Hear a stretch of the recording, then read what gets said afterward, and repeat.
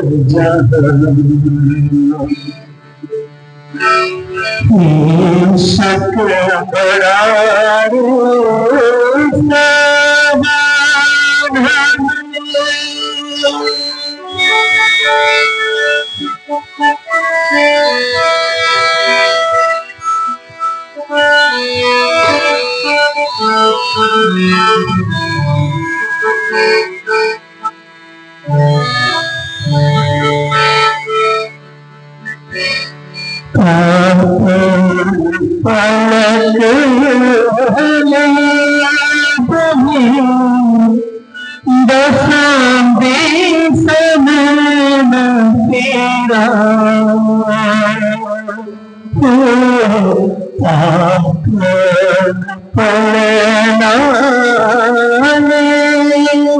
वही बसागी तेरा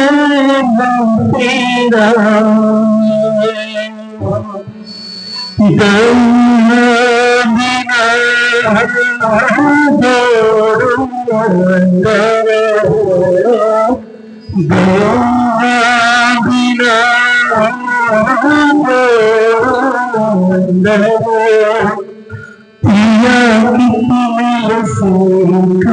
बिना पिया पिया से कहाँ जाए सको बड़ा सवाल ना कोई सको समान ये सको बिना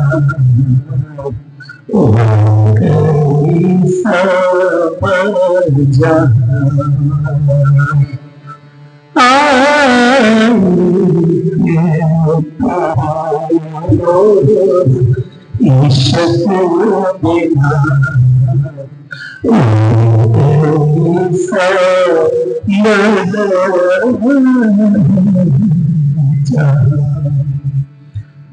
कृष्ण कन्हैया की। भाई शोभा संसार में अति बड़ी खूबी अपार, दुनिया उठाई पाक कर, ना जरा रहा विकार, ना जरा रहा विकार। बोलो कृष्ण कन्हैया लाल की, श्री निजानंद स्वामी की, श्री प्राणनाथ प्यारे की, महारानी बाईजुराज की, महाराजा छत्रसाल की, गुरुजी मंगलदास महाराज की, श्री कृष्ण प्रणामी धर्म की, तीनों पुरी धाम की, सर्व सुंदर साथ की, पहले प्रलय करके प्रणाम। उपस्थित धर्म प्राण शिरोमणि सुंदर साथ जी, माताएं बहने भाइयों, चरई बेती चलते रहना चलायमान बनना, जीवन को गतिशील रखना, धर्म के क्षेत्र में, कर्म के क्षेत्र में, सेवा के क्षेत्र में और शिक्षा के क्षेत्र में, जहां भी हम उपयुक्त हो सकते हैं, क्योंकि परमात्मा ने हमको रचा है तो किसी न किसी उपयोग के लिए रचा है कि ये कहीं काम आएगा। जैसे कंपनी माल बनाती है तो माल का कहीं न कहीं खपत, कहीं न कहीं उसकी जरूरत होती है, इसीलिए ही कंपनी माल बनाती है। जो माल खपत न हो, जो माल की जरूरत न हो, वैसे सामान कंपनी नहीं बनाती है। फिर जिस चीज की जरूरत है मार्केट में, वो सामान ज्यादा तैयार करती है। ऐसे ही सृष्टि में जो जरूरत है वो परमात्मा करते हैं। सृष्टि में मनुष्य की जरूरत पड़ी तो परमात्मा ने सृष्टि रची, इसीलिए हर मनुष्य कहीं ना कहीं अपनी योग्यता से वहां फिट हो सकता है, योग्यता से वहां पर संलग्न हो सकता है। पर कुछ लोग ऐसे होते हैं कि अपनी योग्यता को जानते ही नहीं कि उनमें भी कुछ योग्यता है, उसकी परख नहीं होती है, पहचान नहीं होती है कि मैं भी कहीं किसी काम के योग्य हूं या नहीं। और बहुत सारे लोगों की आदत होती है कि पीछे पीछे चलो, आगे न बढ़ो, पीछे रह जाना, हर काम में पीछे रह जाना।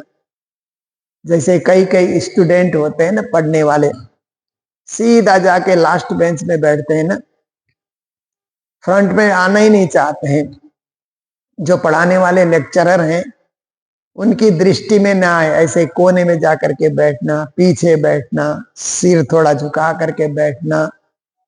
ऐसे लोग होते हैं कि जो अपने आप को आगे बढ़ाना नहीं चाहते हैं। देखिए, आगे बढ़ने के लिए खुद को भी तो तैयार होना होगा। दूसरे लोग कितना आगे बढ़ाएंगे। देखिए, बच्चा जब उठना चाहता है, खड़ा होना चाहता है, तो माँ बाप उंगली दे करके उसको खड़ा करते हैं ना। बाद में तो उसको खुद को खड़ा होना है। कब तक उंगली देते रहेंगे, कब तक उंगली पकड़ाते रहेंगे माँ बाप। जब बच्चा खड़ा होना सीख गया तो उसको खुद को उठ जाना है। रोज माँ बाप की उंगली पकड़ने की सोच रखे तो जीवन में वो कामयाब नहीं हो सकता है, जीवन में पुरुषार्थ नहीं कर सकता है। इसलिए हमेशा हमेशा हम क्या करें कि अपनी योग्यता को पहचानने की कोशिश करें। हम में गाने की योग्यता है, बोलने की योग्यता है, सेवा करने की योग्यता है, साधक बनने की योग्यता है, पुजारी बनने की योग्यता है कि प्रचारक बनने की योग्यता है, या कमेटी के मेंबर बनने की योग्यता है। क्या योग्यता है हम उसको प्रकट कर सकते हैं। तो उससे क्या होता है कि कोई एक विभाग में हम उपयुक्त रहेंगे। संस्था के हर विभाग में से, हर विभाग में हर तरह के लोग होते ही हैं, तो कहीं ना कहीं वहां पर फिट हो सकते हैं। पर अपनी योग्यता को हमने नहीं परखा, नहीं देखा, तो हम लोग किसी काम के नहीं, हमारा जन्म किसी काम का नहीं हुआ, कहीं भी किसी के काम नहीं आए। राज्य के काम तो आए ही नहीं, संसार के भी काम नहीं आए, लोगों के भी काम नहीं आए। निकम्मे होकर के जीवन जीते रहे तो इस धरती के लिए भार जैसा हो जाता है। पृथ्वी का भार नहीं बनना चाहिए, पृथ्वी का श्रृंगार बनना चाहिए ना। एक शब्द है श्रृंगार। जैसे जितने भी फूल पृथ्वी में उगते हैं ये पृथ्वी के श्रृंगार है ना। जितने फल फलते हैं पृथ्वी के श्रृंगार है। जितनी नदियां बहती है पृथ्वी के लिए श्रृंगार है। आप देखिए, जितने वन वृक्ष है पृथ्वी के लिए श्रृंगार है, प्राकृतिक श्रृंगार।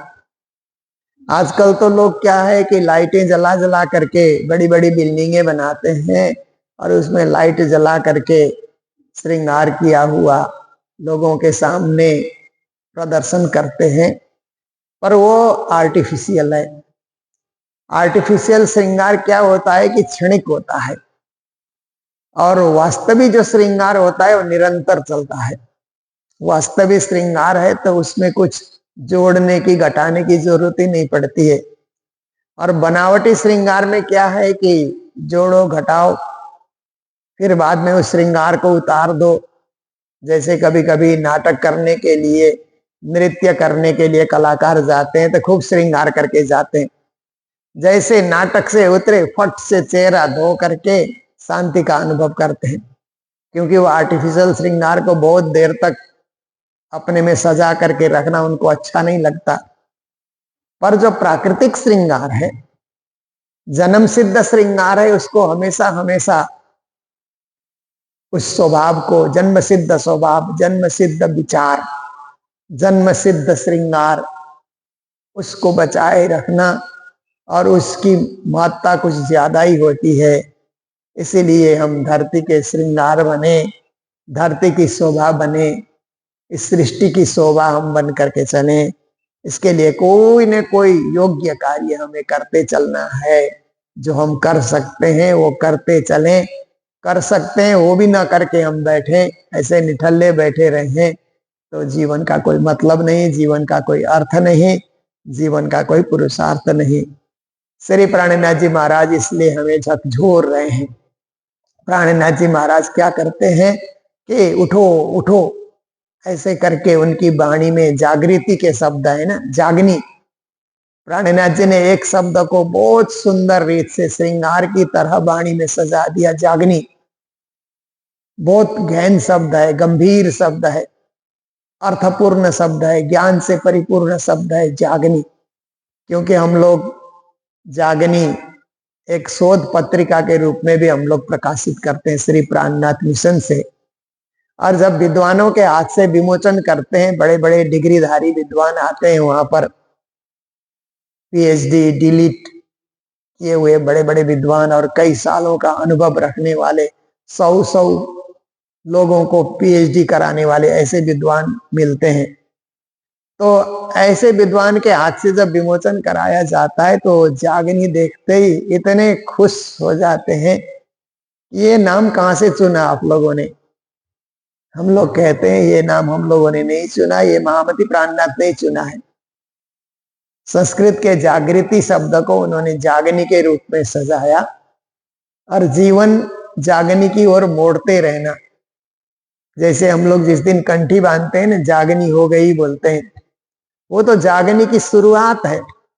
वहां से हमारी जागनी यात्रा शुरू हुई और अंतिम श्वास तक हम लोगों को चलते रहना है, जागते रहना है, परमात्मा को याद करते रहना है, सुमिरन करते रहना है, वो जागनी है। जैसे आप कहीं की यात्रा कर रहे हैं, घर से आप सामान निकल के निकले, बात पूरी नहीं हुई, वो तो शुभारंभ है। आप आरंभ कर रहे हैं, जब यात्रा पूरी करके आएंगे तभी आपकी यात्रा संपूर्ण मानी जाएगी। ऐसे ही जीवन की यात्रा को संपूर्ण करने के लिए जागृत बने रहना, जागनी को धारण किए रहना बहुत जरूरी है। तो आज की चौपाई में कहते हैं, पहले प्रलय करके उठाए लिए तत खिन्ना। देखिए, ये संसार की लीला ऐसी हुई कि यहाँ तो युग चल रहे हैं ना, सत्य, त्रेता, द्वापर, कली, ये 4 युग चल रहे हैं। तो पहले के जो युग हैं उन युगों का अंत करके, प्रलय का मतलब अंत कर देना, लय कर देना, फिर नए युग का शुभारंभ करना। और इन युगों में लीलाएं भी होती है। तो साक्षात श्री राज जी महाराज ने इस द्वापर में, 28वें द्वापर में लीलाएं की। तो पहले ब्रज की लीला, फिर रास की लीला, फिर दोनों लीलाओं का संसार की दृष्टि से लय करके, परम धाम की दृष्टि से अखंड करके। दुनिया में नहीं रहने से लय कहा जाएगा, उसको प्रलय कहा जाएगा। पर दिव्य धाम में जो अष्ट बहिष्ठ है, वहां तो वो अखंड होकर के वो लीला चल रही है, इसलिए उनको अखंड करके उठाए लिए ततखिन्ना। उन लीलाओं को जगत में दिखा करके, जगत से लय करके, अक्षर के अंतःकरण में उनको अखंड करके रख दिया। तो एक अर्थ ये भी हो सकता है कि परमात्मा ने सबसे पहले आकर के लोगों में जो अज्ञानता फैल रही है उसका लय करके, अज्ञानता का लय करके सभी को ज्ञान रूपी प्रकाश, तारतम रूपी प्रकाश सदगुरु महाराज ने, श्री जी महाराज ने प्रदान किया। अब सबको तारतम से अभिभूत करके ब्रह्म धाम में उन सबको उठाया, अष्टबहिष्ठ में उन सबको उठाया। मेरे हाथ कराए के प्राणनाथ जी कहते हैं कि धनी जी ने मेरे हाथ से काम कराया। देखिए कितनी बड़ी बात है ना। गुरु जी ने मंगल सूक्ति में एक जगह कहा ना कि हम राज्य की कठपुतली बने। राज्य की कठपुतली कहने से, कठपुतली क्या है कि नचाने वाले होते हैं ना, और बच्चे लोग चाव से देखते हैं कठपुतली के नृत्य को, अच्छा लगता है। तो नचाने वाले अपनी उंगलियों से नचा रहा है दूर से, और कठपुतलियों को मात्र देखने से लगता है कि ये खुद ही नाच रही है, पुतलियां अपने आप नाच रही है इधर से उधर, पर वो तो अपने उंगलियों में एकदम ऐसे धागे से वो नचाता है कि वो धागा दिखता ही नहीं दूर से। तो इसी तरह राज्य भी प्रेम के धागे से हम सबको नचा रहे हैं। इस संसार के अंतर्गत हम राज्य की कठपुतली बन सकें और जैसे नचाएं वैसे नाचें। मीराबाई कहती है ना, जो पैराए सोई पैरूं, बेचे तो बिक जाऊं, मैं तो गिरधर को गुण गाऊं। तो इसी को हम इस प्रकार से कह सकते हैं कि हम राज्य के गुण गाएं। जैसे नचाएं वैसे नाचें, और जैसे हमको सजाएं वैसे हम सजें, जैसे तैयार करना चाहें वैसे हम राज्य के लिए करें। जो भी हम करें श्री राज्य के लिए हम करें। तो प्राणनाथ जी कहते हैं ये शोभा राज्य ने मुझे प्रदान की कि मेरे हाथ कराए, कि सारा काम मेरे हाथ से करा लिया। कैसी बड़ी बात है ना। राज्य स्वयं भी कर सकते हैं, परंतु इंद्रावती के हाथ से, महामती के हाथ से सब काम उन्होंने करा लिया। तो महामती के लिए भी एक आनंद का विषय बन गया कि राज्य ने इस कार्य के लिए मुझे चुना। लिए नजर दई शोभा 14 भवन, और मुझे ये शोभा दी उन्होंने, सबको जगाने की शोभा, सबको ब्रह्म ज्ञान समझाने की शोभा, जगह जगह परिभ्रमण करके प्रचार करने की शोभा। क्योंकि 14 लोक में इतनी बड़ी शोभा किसी को नहीं मिलती है। धाम धनी जी ने मुझे ये शोभा प्रदान करके मेरे को मौका दिया, अच्छा मौका मुझे मिला। तो कभी भी जीवन में राज्य की सेवा करने का अवसर आए तो प्रसन्नता से हम सेवा करें कि ये मौका मुझे मिला, इसलिए मुझे सेवा करनी है। ये भाव लेकर के कहीं सुंदर साथ की सेवा करने का अवसर आ जाए तो भी उसको मौका मानना चाहिए। एक चांस मेरे को मिला हुआ है, इस चांस को व्यर्थ नहीं जाने देना चाहिए, क्योंकि चांस लौट लौट कर फिर नहीं आते हैं। एक बार जीवन में, एक दो बार जीवन में ऐसे मौके आते हैं, तो उसका पूरा पूरा मुझे सदुपयोग करना चाहिए और अपने आप को सेवा क्षेत्र में संलग्न करना चाहिए। तो श्री प्राणनाथ जी महाराज कहते हैं कि ये ब्रह्म ज्ञान वितरण करने का और ब्रह्म ज्ञान से अभिभूत जनों को अष्ट बहिस्त में जगाने का, ब्रह्म आत्माओं को ब्रह्मधाम परम धाम में जगाने का, ईश्वरी आत्मा को अक्षरधाम में जगाने का, 25 पक्ष में जगाने का, ये सारा दायित्व धनी ने मुझे सौंपा। और ये 14 लोक में एक शोभा धनी ने मुझे प्रदान की। काटे कर्म सबन के, ये ब्रह्म ज्ञान ऐसा है, तारतम ज्ञान, जो पढ़ेगा उसका कर्म जाल कट जाता है, भवबंधन कट जाता है, आवागमन का ये जो चक्र है छूट जाता है। देखिए भक्ति तो सब कोई कर रहे हैं, पर आवागमन से कैसे छूटना है वो उनको ज्ञान नहीं है। इसलिए उनकी भक्ति कभी कभी हमसे ज्यादा होते हुए भी दिशाहीन भक्ति हो जाती है। चल तो रहे पर दिशाहीन होकर के हम लोग चल रहे हैं। तो मैंने एक बार उदाहरण दिया था कि हम लोग बाई रोड यात्रा में आ रहे थे, जागनी यात्रा से पहले भी हम लोगों ने एक दो बार ऐसी यात्राएं की।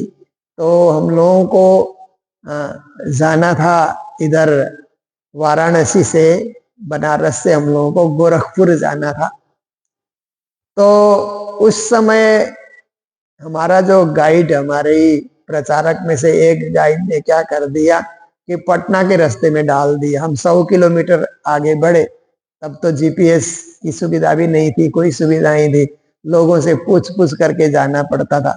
100 किलोमीटर जाने के बाद एक जगह थोड़ी शंका हुई, तो गाड़ी रोक करके हम लोगों ने पूछा, तो बोलते हैं कहाँ आ गए आप लोग, 100 किलोमीटर इधर निकल गए, वापिस जाइए, आप रिटर्न हो जाइए, वापिस जाइए, और वहां से गोरखपुर का रास्ता उस तरफ से निकलता है, वहां आप लोग चले जाइए। तो देखिए 100 किलोमीटर जाना, 100 किलोमीटर लौटना, दिशाहीन होने से। चले तो हम लोग चले, यात्रा हमारी हुई, गाड़ी भी चली, हम लोग अपने विचारों से भी चले। गाड़ी चल रही है तो विचारों से भी तो साथ साथ चलते हैं हम लोग, पैदल नहीं भी चल रहे हैं तो हमारे विचार तो किलोमीटर कम हो रहे हैं, इस तरह से हम चलते हैं ना वहां पर रिटर्न आना, वापिस आना और फिर 100 किलोमीटर नए तय करना, कितना समय नष्ट हो जाता है दिशाहीन होने से। चल तो रहे परंतु दिशाहीन भक्ति कर तो रहे, पर दिशाहीन भक्ति हो जाती है तो कभी कभी लौटना भी पड़ता है, कभी कभी फल भी नहीं मिलता है। व्यर्थ में हम यात्रा करके आए, कोई फल नहीं मिला तो क्या फायदा हुआ। इसलिए हमें तो एक निश्चित दिशा सदगुरु महाराज ने प्रदान किया कि इस भक्ति के मार्ग से आप निश्चित ही परम धाम जाओगे सूरत एक ही राखिए, मूल मिलावे माय, श्याम श्यामा जी साथ जी तले बम बैठे जाए, ए मूल मिलावा अपना नजर दीजे, इतना पलक न पीछे फिर ये जीव इसका अंग उपजता। देखिए कैसी कैसी आत्मा को परमात्मा से जोड़ने की चौपाइयां हैं। जीवन के इस तार को परमात्मा के साथ जोड़ने के लिए कैसे कैसे प्राणनाथ जी महाराज ने वाणी का प्रकटन किया है। इसलिए इन वाणी के अध्ययन से, चिंतन से, मनन से काटे कर्म सबन के। जो कोई भी वाणी को पढ़ेगा, जो कोई भी तारतम का जाप करेगा, भव बंधन कट जाएगा, संसार का आवागमन का चक्र कट जाएगा। कर्म का चक्र, कर्म करके जो चक्र हमारा प्रारंभ हुआ वो चक्र कट जाएगा, उससे हम निवृत्त हो जाएंगे। काल मार किया दुख दूर, और काल को भी मार करके देखिए, काल को मार करके, ये काल को मारना संभव ही नहीं है। समय हमको मार देता है, समय ही जन्म देता है, समय ही हमको मार देता है। पर काल का भी नाश करना ये कैसी बड़ी बात है ना, कि काल को भी खत्म करके निकल जाना।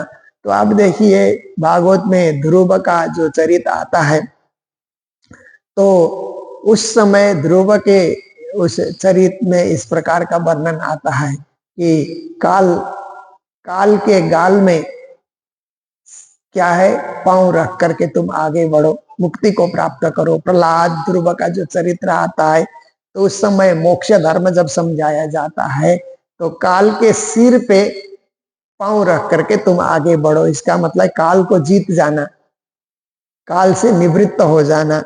तो ऐसे ही श्री प्राणनाथ जी महाराज भी कहते हैं, काल मार, इस काल को खत्म कर दो, समय से समय की सीमा से आप पार हो जाओ, समय में आबद्ध न रहो। क्योंकि जब हम परम धाम का ध्यान चिंतन करते हैं तो समय सीमा का हमें कुछ उस समय मतलब नहीं रहता है। किया दुख दूर, क्योंकि संसार में दुख कहाँ है, काल में, कर्म में और भव सागर में, तीन जगह दुख है ना। काल कर्म भव दुख से तुम्हें छुड़ावन हार, परम हम सपद देत हो क्षर अक्षर के पार। जब काल चक्र में हम घूमते रहेंगे तो दुख पाते रहेंगे। काल हमको कभी सुख देता है, कभी दुख देता है, कभी भरमा देता है, कभी उठा पटकी कर देता है। काल के चक्र में जब तक घूम रहे हैं दुख झेल ही रहे हैं। कर्म के चक्र में भी जब हम चल रहे हैं वो भी हमको दुख द्वंद्व में डाले रहता है।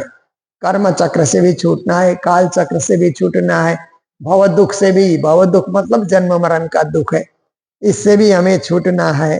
तो तारतम ऐसा ज्ञान सदगुरु महाराज ने प्रदान किया कि काल को भी जीतने, कालातीत बनना। और कालजयी कहते हैं ना, साहित्य में एक भाषा है, कालजयी कृति कहते हैं।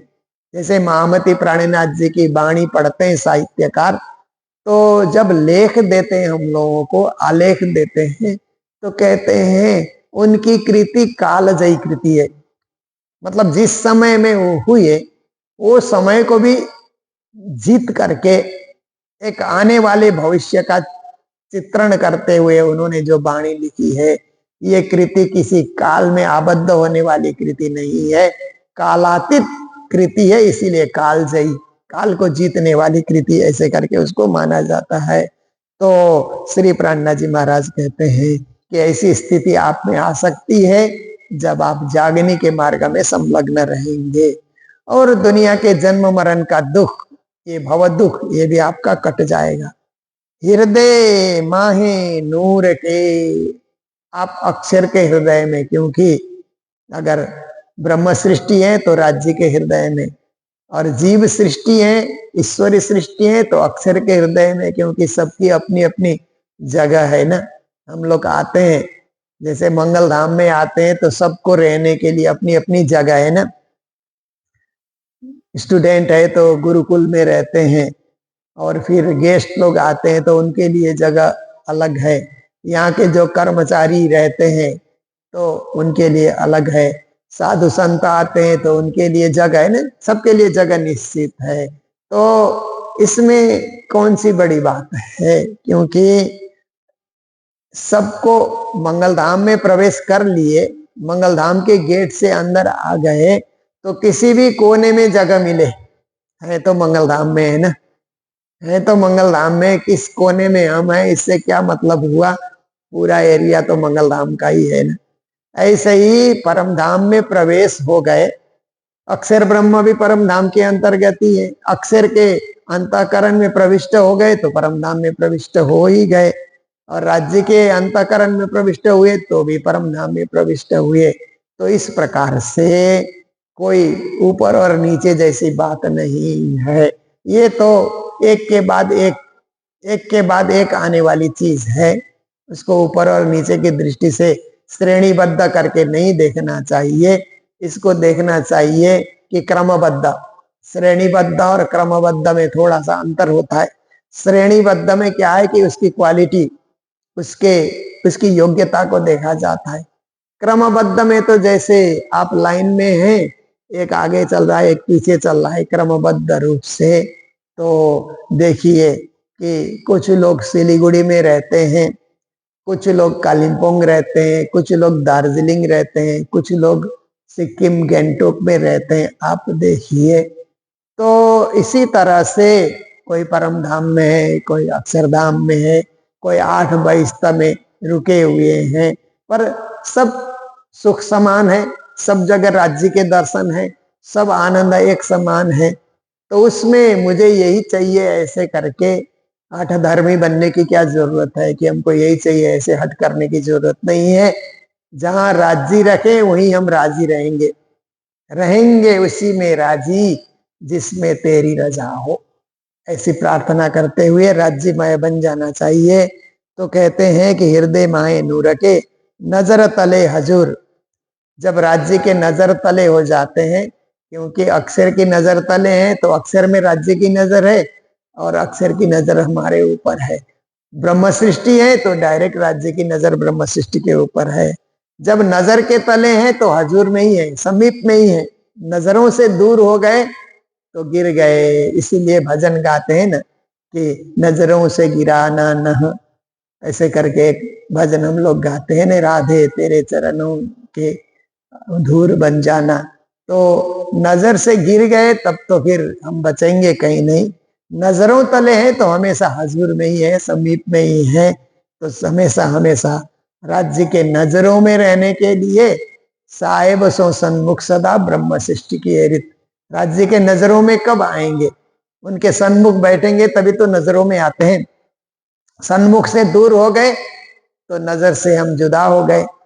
इसलिए साहेब के सन्मुख होकर के, धनी के सन्मुख होकर के, सूर्य के सन्मुख होकर के बैठने से सूर्य की रोशनी अपने आंखों में आ जाती है, लगता है सूर्य कितने नजदीक है। सूर्य को पीठ दिखाएंगे तो लगता है सूर्य करोड़ों कोस दूर है। तो ऐसे ही राज्य के सन्मुख रहे तो मूल मिलावा हमारे करीब है, राज्य हमारे करीब है। राज्य से विमुख हो गए तो ये सबसे हम एकदम दूर हो जाते हैं। तो वाणी चर्चा हमें राज्य के सन्मुख कराती है।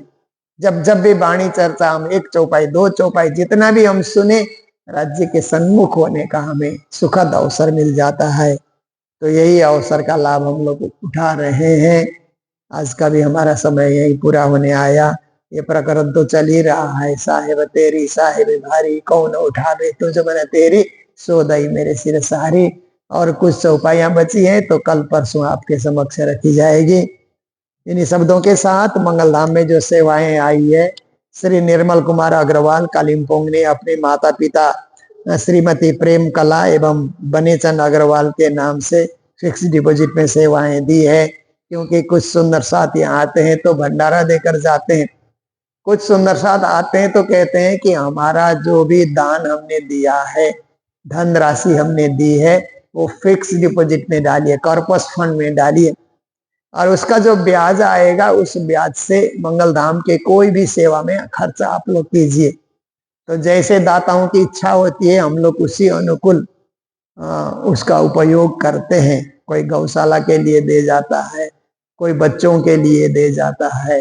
तो जैसे दाताओं की इच्छा होती है उसी को हम लोग उसी तरह से प्रयोग करते हैं। तो कुछ दाता फिक्स डिपॉजिट देने के लिए भी आते हैं, तो उनकी उस सेवा को हम उसी तरह ग्रहण करते हैं। तो निर्मल कुमार अग्रवाल जी, इन्होंने अपने माता पिता के लिए उनके नाम से जो भी यहाँ फिक्स डिपोजिट में सेवाएं दी है उनको मंगल बधाई, सपरिवार को मंगल बधाई देते हुए आज के प्रसंग को यहीं विराम दे रहे हैं। बोलो सतगुरु महाराज की, श्री प्राणनाथ प्यारे की, सर्व सुंदर साथ के, काटे कर्मा सबन के, काल मार किया दुख दूर, हृदय माहे नूर के, लिए नजर तले हजूर, लिए नजर तले हजूर। बोलो श्री प्राणनाथ प्यारे की, श्री धाम के धनी की, प्रणाम।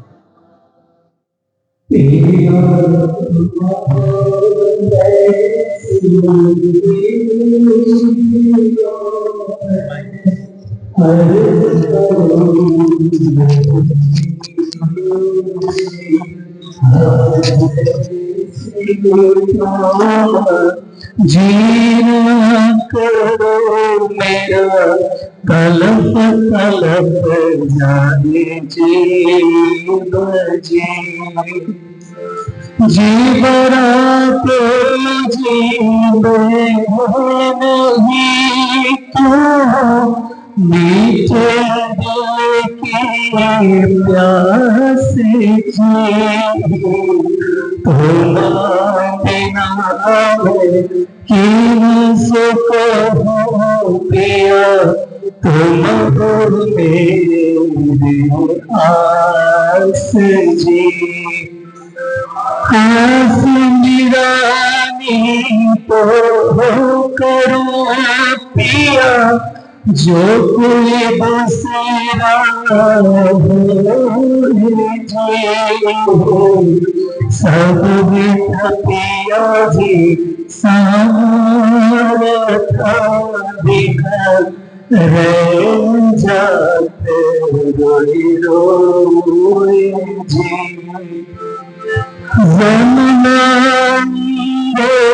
जो हम पिया सो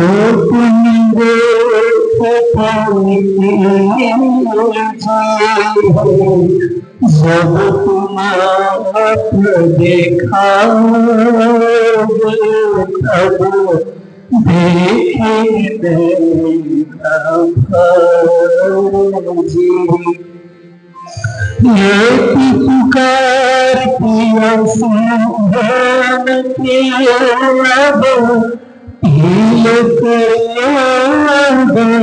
जीना जाओ, क्षण क्षण खबर ले जियो मैं, अर्ज करूं दुल्हन जी, पिया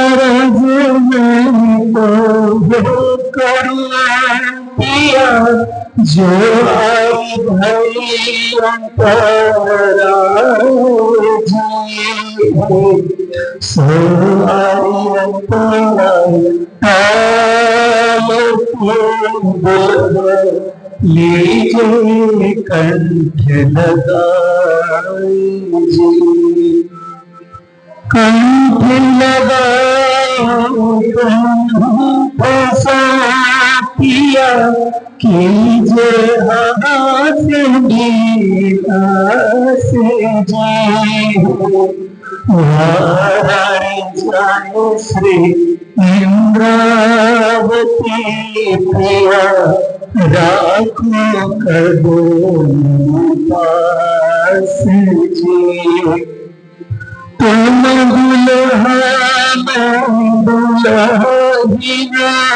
पिया, और जानो बात जी, इस पास से वाक पिया, सब साक्षात तुझे सदा सुखदाता बने कहा कोई बात जैसे महमति जुग स्वरूप परवरी अंगना बने बने जात जी सदा सुखदाता भने कहा कोई बात जैसे महमति जुग स्वरूप परवरी अंगना बने बने जात जी अंगना बने बने जात जी। बोलो कृष्ण कन्हैया लाल की।